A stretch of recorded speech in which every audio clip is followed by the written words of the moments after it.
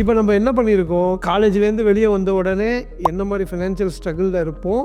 அதுக்கப்புறம் மேரேஜ் ஆனால் என்ன ஆகும், மேரேஜ் ஆகி குழந்த பிறந்தா என்ன ஆகும், இது ஒரு சைல்டு திருப்பி செகண்ட் சைல்டு திருப்பி இதே சைக்கிள் ரிப்பீட்ஸு. எஜுகேஷனை பிளான் பண்ணிட்டா முடிஞ்சுதா? சர்வைவல் இல்லை. அடுத்தது என்ன ஆகும், பெண் குழந்தையோ ஆண் குழந்தையோ இப்போ நீங்கள் வந்து மேரேஜுக்கு பிளான் பண்ணி தான் ஆகணும்.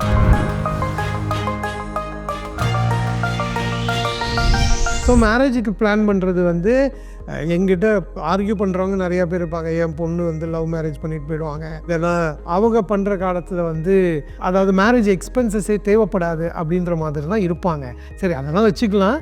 பட் அந்த மாதிரி ஆனாலும் எங்கிட்ட மேரேஜுக்குன்னு கையில் பணம் இருக்குது அப்படின்ற மாதிரி இருந்தது அப்படின்னா அது தேவைப்படாதுன்னா பரவாயில்ல. பையனுக்கோ பொண்ணுக்கோ நீங்கள் வந்து ஒரு சொத்தை கொடுத்துருப்பீங்க, லெகசியாக நீங்கள் வந்து ஜென்ரேஷன் ட்ரான்ஸ்ஃபர் பண்ணலாம். ஆனால் பணம் இல்லாமல் கடன் வாங்கணுங்கிறது தான் ரொம்ப பேத்தட்டிக் சிச்சுவேஷன். ஸோ அப்போ அடுத்தது அதையும் நம்ம பிளான் பண்ணி தான் ஆகணும். அதுவும் இதே மாதிரி கேல்குலேஷன் தான் சார். எந்த ஏஜில் நான் வந்து பையனுக்கோ பொண்ணுக்கோ கல்யாணம் பண்ணி வைப்பேன், இன்றைக்கி வேல்யூ எவ்வளோ தேவைப்படும், இன்றைக்கி வேல்யூவை வச்சு நம்ம ஃப்யூச்சர் வேல்யூவை கண்டுபிடிச்சிடலாம். அதை கண்டுபிடிச்சிட்டோம் அப்படின்னாக்க இன்னிலேருந்து நான் எவ்வளோ ரூபா சேர்த்து வைக்கணும் அப்படிங்கிறத நம்ம கண்டிப்பாக கொண்டு வந்துடலாம். அடுத்தது சரி சார், இப்போ சில்ட்ரனுக்கு எல்லாத்தையும் பண்ணிட்டோம்.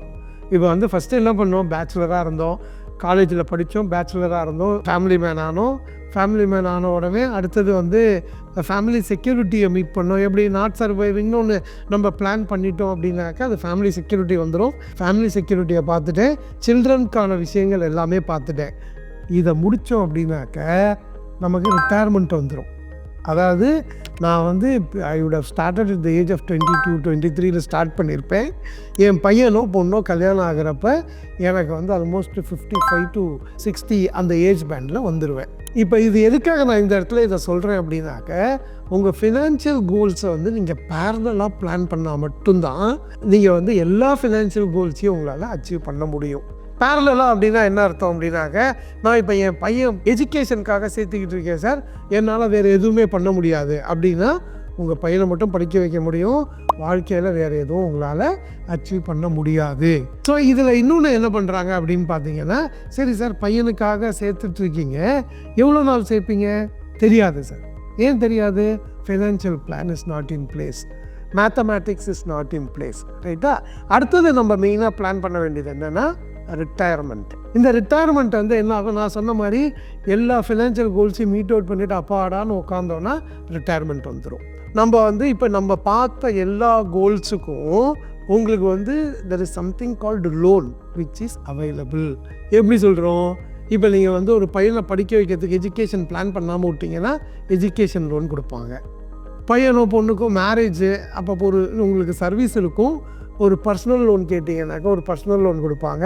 With that loan you can take care of your child's marriage also. ஆனால் நான் ரிட்டையர் ஆக போகிறேன் சார், ஒரு ரிட்டையர்மெண்ட் லோன் கொடுங்கன்னு எங்கேயாவது போய் கேளுங்க, யாராவது கொடுப்பாங்களா?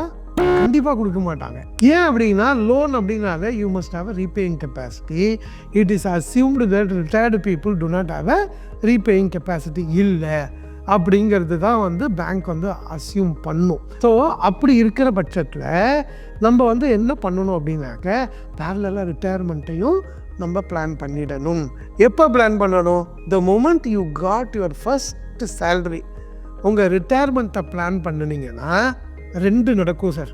ஏர்லி ரிட்டையர்மெண்ட், சார் நான் வந்து I want to retire at the age of 40, 45 and I want to pursue my passion அப்படிம்பாங்க. அது கண்டிப்பாக அச்சீவ் பண்ண முடியும். அப்படி இல்லைன்னா நீங்கள் 60 வரைக்கும் நான் ஒர்க் பண்ணுறேன் அப்படின்னீங்கன்னா உங்கள் contribution towards achieving your retirement goal வந்து சின்னதாகிடும், ரைட்டா? இதுலேயும் வந்து இதே மாதிரி தான் சார் பிளான் பண்ணணும். உங்களுக்கு இன்றைக்கி சப்போஸ் யுவர் ஏஜ் 60 டுடே, இன்றைக்கி எனக்கு வந்து ஸ்டாண்டர்ட் ஆஃப் லிவிங்க்கு எவ்வளோ பணம் தேவைப்படும், இந்த பணத்தை வந்து நான் ஒரு 25 வருஷம் கழிச்சு ரிட்டையர் ஆகிறேன் அப்படின்னா அது வந்து எவ்வளோ ரூபாயாக மாறும், அதுக்கு நான் ஒரு கார்பஸ் எவ்வளோ க்ரியேட் பண்ணணும், அதை அச்சீவ் பண்ணுறதுக்கு நான் இப்போது மந்த் ஆன் மந்த் வந்து என்ன பிளான் பண்ணணும். அப்படிங்கிறது தான். இது எல்லாமே இப்போ பார்த்துக்கோங்க. இப்போ நம்ம பேசிக்காக என்னென்ன தேவைங்கிறது பார்த்துட்டோம். கல்யாணம் ஆன உடனே கண்டிப்பாக வந்து சைல்டுக்கு எஜுகேஷன் பார்க்கணும், ஸ்கூல் எஜுகேஷன் பார்க்கணும், அடுத்தது ஹையர் எஜுகேஷன் பார்க்கணும். இது ரெண்டுக்கும் பிளான் பண்ணணுன்றது நம்ம எப்படிங்கிறது பார்த்துட்டோம். என்னோடய ரிட்டையர்மெண்ட் பார்க்கணும், அதையும் வந்து நம்ம பேசியாச்சு. ஸோ இப்போ இதுதான் நான் சொன்னேன், இது ஜெனரிக்காக வந்து நம்ம இந்த விஷயங்களை வந்து பேச முடியாது. It's all mathematics. இந்த மேத்தமேட்டிக்ஸை ஒர்க் அவுட் பண்ணணும் அப்படின்னாக்க கீழே வந்து there is a form which is available.